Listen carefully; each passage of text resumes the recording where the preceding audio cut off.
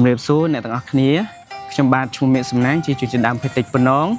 ដែលមកពីខេត្តកញ្ចេះហើយសប្តាហ៍ថ្ងៃខ្ញុំគឺជានិស្សិតដែលសិក្សានៅពុទ្ធកសាកលវិទ្យាល័យព្រះសីហមុនីរាជាហើយខ្ញុំក៏ជាសមាជិកម្នាក់ដែលស្នាក់នៅក្នុងសមាគមយុវជនជាជំនាញភេទិចកម្ពុជាដូចគ្នានេះខ្ញុំឈ្មោះហួរលក្ខណៈដែលជាជនជាតិដើមភាគតិចប៉ុណ្ណងមកពីខេត្តមណ្ឌលគិរីហើយសប្តាហ៍ថ្ងៃនេះខ្ញុំជានិស្សិតឆ្នាំទី1ដែលសិក្សានៅសាលាសាកលវិទ្យាល័យភូមិន្ទកសិកម្មហៅកាត់ OUA ថ្ងៃនេះយើងពិតជាមានចិត្តសប្បាយរីករាយខ្លាំងមែនទែនដែលយើងបានមកចូលរួមនៅវគ្គបណ្ដុះបណ្ដាលមួយនៅក្រោមប្រធានបទឈ្មោះថាតួនាទីនិងសារៈសំខាន់របស់យុវជនក្នុងការចូលរួមអភិរក្សនិងអភិវឌ្ឍសហគមន៍ជនជាតិដើមភាគតិច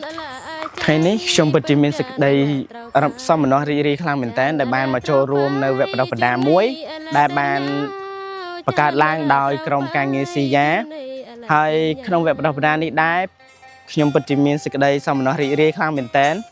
ដែលវាជាលើកទី1ដែលខ្ញុំបានមកលើទឹកដីខេត្តរតនគិរីនេះហើយមួយវិញទៀតនៅក្នុងវគ្គបណ្ដុះបណ្ដាលនេះផងដែរខ្ញុំបានស្គាល់អំពូមីងបងប្អូនជាច្រើនដែលជាជនជាតិដើមភាគតិចហើយនឹងបងប្អូនជនជាតិខ្មែរដូចគ្នាហើយយើងបានកសាងតំណែង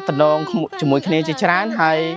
ខ្ញុំក៏បានទទួលនៅបទពិសោធន៍ចំណេះដឹងផ្សេងៗពីពួកគាត់ដែលពួកគាត់បានចែករំលែកមកពួកខ្ញុំនិងក្រុមយុវជនដទៃទៀតហើយមិនត្រឹមតែជាចំណេះដឹងនិងការចែករំលែករបស់ពួកគាត់ទេគឺគាត់បាននិយាយប្រាប់ពីបញ្ហានៃសហគមន៍របស់ពួកគាត់ដែលគាត់ធ្លាប់ជួបប្រទះពីមុនហើយរបៀបនៃការដោះស្រាយរបស់ពួកគាត់បែបណាអញ្ចឹងអីដែលខ្ញុំទទួលបានថ្ងៃហ្នឹងគឺខ្ញុំទទួលបានចំណេះដឹងជាច្រើនមែនតើដែលពួកគាត់បានចែករំលែកមកដល់ខ្ញុំហើយខ្ញុំក៏គិតថាបងប្អូនយុវជនដែលពួកគាត់មកពីភ្នំពេញជាមួយនឹងខ្ញុំគាត់ក៏អាចទទួលបាននៅចំណេះដឹងទាំងអស់ហ្នឹងដូចជាខ្ញុំផងដែរហើយបន្ទាប់ពីការចូលរួមចែករំលែកចំណេះដឹងពីចាស់ទុំនិងវិក្កាមជាច្រើនពួកគាត់បានចែករំលែកចំណេះដឹងល្អៗជាច្រើនហើយអ្វីដែលពួកខ្ញុំរៀនសូត្របាននោះគឺភាពជាអ្នកដឹកនាំក្នុងកា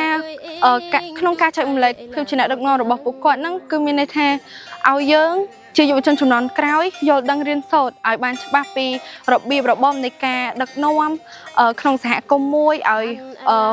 មានស្ថិរភាពនិងភាពរីកចម្រើនហើយមួយទៀតគឺការគ្រប់គ្រងយុវជននិងដោះស្រាយបញ្ហាតួយ៉ាងពួកគាត់បានរៀបរាប់ច្រើនហើយថាមានយុវជនមួយចំនួនពួកគាត់មិនបានចូលរួមក្នុងការបណ្ដោះបណ្ដាលអីនោះទេដូច្នេះហើយពួកគាត់បានពន្យល់ថាតើធ្វើបែបណាដើម្បីគៀងកងយុវជនទាំងនោះចូលរួមក្នុងការដែលអាចឲ្យពួកគាត់ចែករំលែកចំណេះដឹងបានហើយមួយទៀតក្នុងការថែរក្សាប្រពៃណីទំនៀមទម្លាប់ពួកគាត់បាននិយាយថាការថែរក្សាប្រពៃណីទំនៀមទម្លាប់ពិតជាសំខាន់មែនទែនដែលធ្វើឡើងដោយមានការអនុវត្តតគ្នាចែករំលែកនៅអត្ថប្រយោជន៍នៃការថែរក្សាប្រពៃណីទំនៀមទម្លាប់ជាដើមដើម្បីឲ្យប្រពៃណីទំនៀមទម្លាប់យើងមានភាពគង់វង្សជាពិសេសជាងនេះទៅទៀតពួកគាត់បានបញ្យល់ថាការសហការសាមគ្គីគ្នាគឺជាធ្លុងមួយដ៏សំខាន់អញ្ចឹងក្នុងចំណុចនេះហើយពួកខ្ញុំយល់ថាចំណុចនេះគឺជាចំណុចសំខាន់ដែលពួកខ្ញុំគួរតែស្ដាប់និងអនុវត្តតាមអ្វីដែលពួកគាត់បាននិយាយពីព្រោះការសហការគ្នាពួកយើងយល់ឃើញហើយថា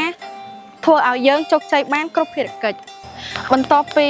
ចូលរួមក្នុងការចែករំលែកចំណេះដឹងពីចាស់ព្រឹទ្ធាចារ្យនេះហើយនាងខ្ញុំពិតជាមានកម្លាំងចិត្តមែនទែនក្នុងការបដិញ្ញាចិត្តខិតខំរៀនសូត្រឲ្យបានខ្ពង់ខ្ពស់និងយល់ដឹងកាន់តែច្រើនពីវប្បធម៌ជនជាតិដើមភាគតិចព្រមទាំងព្យាយាមថែរក្សាក៏ដូចជាធ្វើជាគំរូដល់យុវជនជំនាន់ក្រោយ